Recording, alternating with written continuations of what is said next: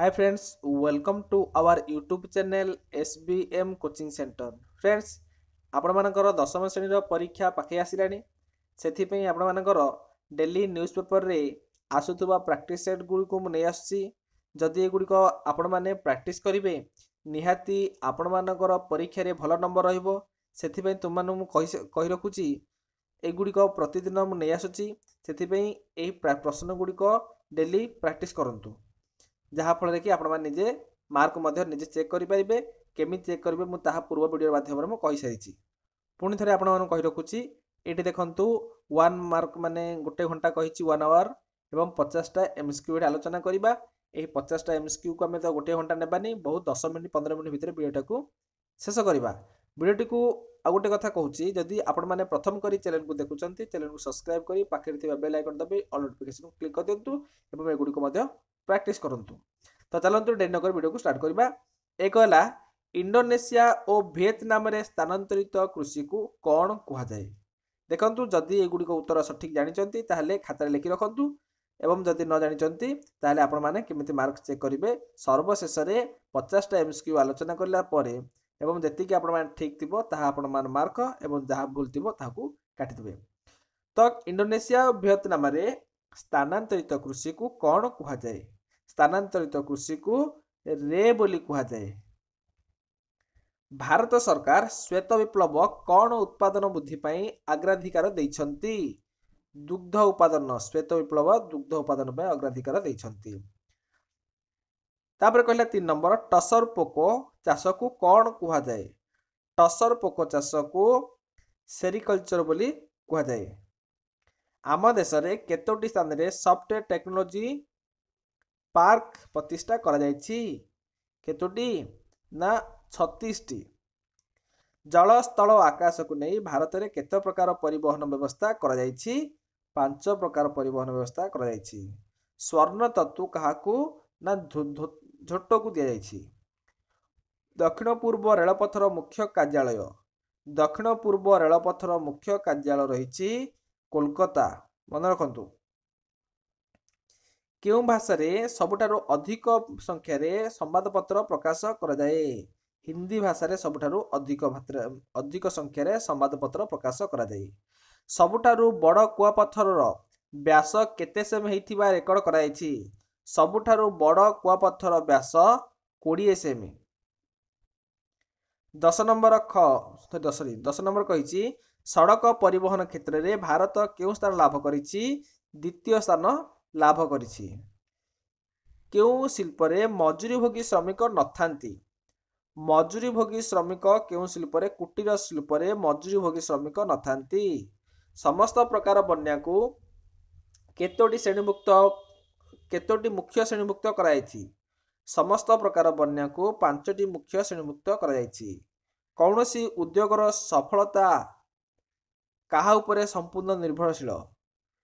ଏଟା ମାଲିକ ହବ ନା କଞ୍ଚାମାଲ? ଦେଖନ୍ତୁ ଅପସନ ଗୁଡ଼ିକ ଦେଖନ୍ତୁ। କର୍ମଚାରୀ। କାହିଁକି ନା କର୍ମଚାରୀ ଉପରେ ନିର୍ଭରଶୀଳ ହୋଇଥାଏ। ଶୁଭାରମ୍ଭ ଭାରତ ଯୋଜନା କେଉଁ ମନ୍ତ୍ରାଳୟ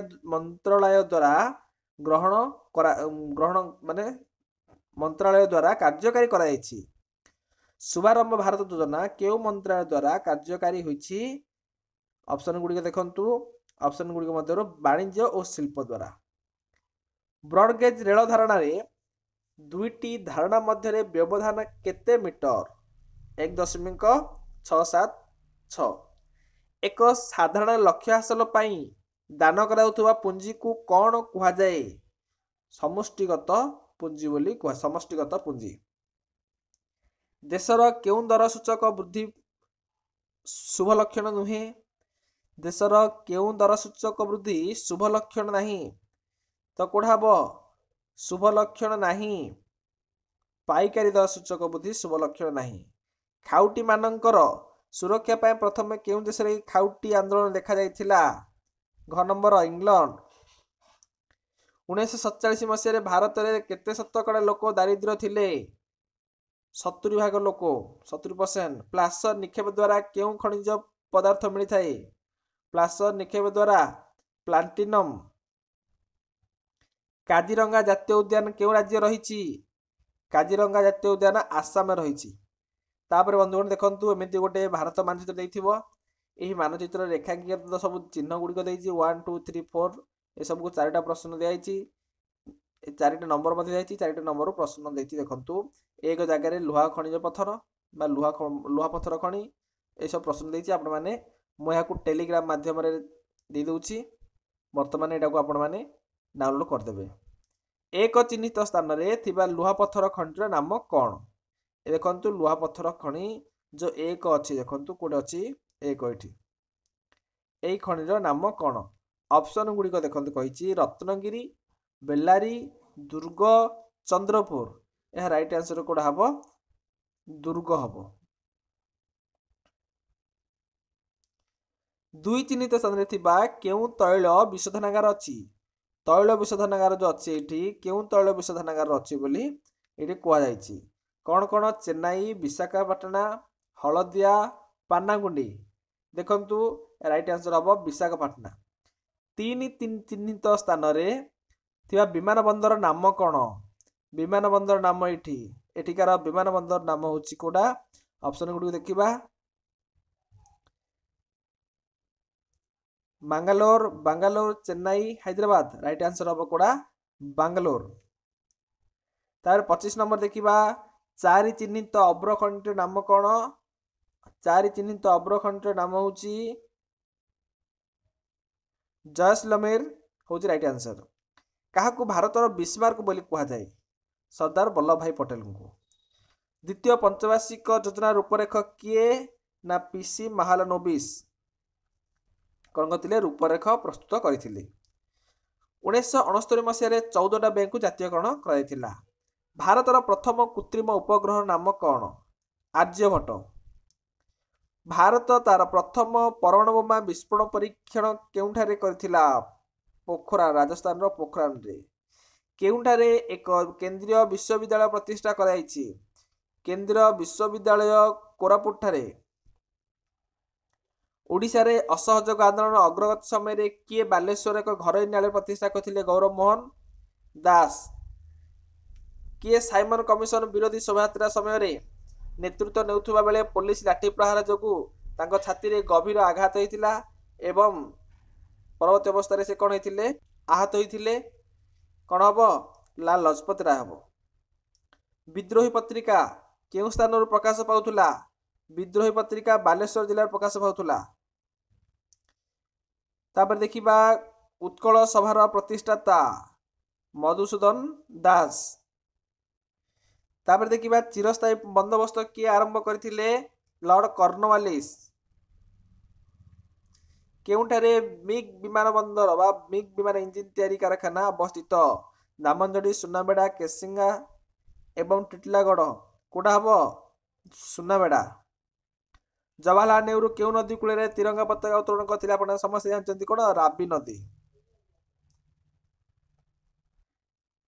स्वाधीन ओडिशार प्रथम राज्यपाल किए थिले स्वाधीन ओडिशार प्रथम राज्यपाल थिले सर जॉन ऑस्टिन हबाक केउ विमान बंदर को कस्टम्स विमान बंदर भाबे घोषणा कराइछि दिल्ली कोलकाता चेन्नई भुवनेश्वर कोडा हबो भुवनेश्वर हबो आम संविधान रो केउ धारा रे सार्वजनीन साबालक मतदान प्रथा उल्लेख कराइछि संविधान रो 326 धारा रे तापरे वर्तमान सुधा केतोटी राज्य रे विधान परिषद रहिछि 5टी राज्य रे विधान परिषद रहिछि नेक्स्ट संविधान प्रणयन सभार प्रथम बैठक केबे अनुष्ठित होइथिला संविधान प्रणयन 1946 डिसेंबर 9 तारिख रे प्रथम बैठक होइथिला मिजोराम केबे राज्यपाह्य को उन्नति होइथिला मिजोराम राज्यपाह्य केबे उन्नति होइथिला देखंतु ऑप्शन गुडी को 2000 1971 1987 1986 राइट आंसर कोड हबो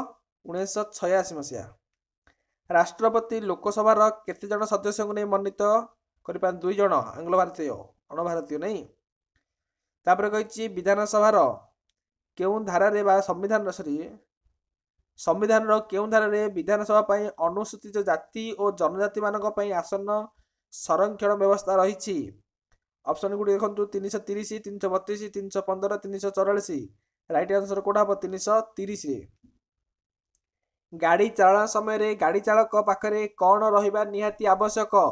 ड्राइविंग लाइसेंस रहिबा निहाती आवश्यक। दुर्घटना रे आहत व्यक्ति उपयुक्त चिकित्सा समय को गोल्डन आवर कहुए। क्यों समय को कहुए? दुर्घटना घटवार 1 घंटा मध्य 1 घंटा मध्य सरीटा ख नंबरटा 1 घंटा मध्य जदि आपण माने आहत व्यक्ति को चिकित्सा व डाक्तरखाना नहीं जिबे ताको गोल्डन आवर बोली कहुए। केउ मसियारे भारत और नेपाल मध्य 4टी चुक्ति स्वाक्षरित होइतिला? भारत एवं नेपाल मध्य 4टा चुक्ति स्वाक्षरित होइतिला को मसियारे? 1991 मसियारे। भूटान राजधानी थिम्पू मन रखंतु हैला बंधुगण। वर्तमान आमे 50टा एमसीक्यू आलोचना कले। एही 50टा एमसीक्यू मध्यरु आपण मानकर केतोटी एमसीक्यू सठिक रहिला बा केते मार्क आसिला ता आपण माने निश्चित कमेंट माध्यम जणाइबे एवं परवर्ती वीडियो रे पुणी थरे नेक्स्ट देखा। जय जगन्नाथ।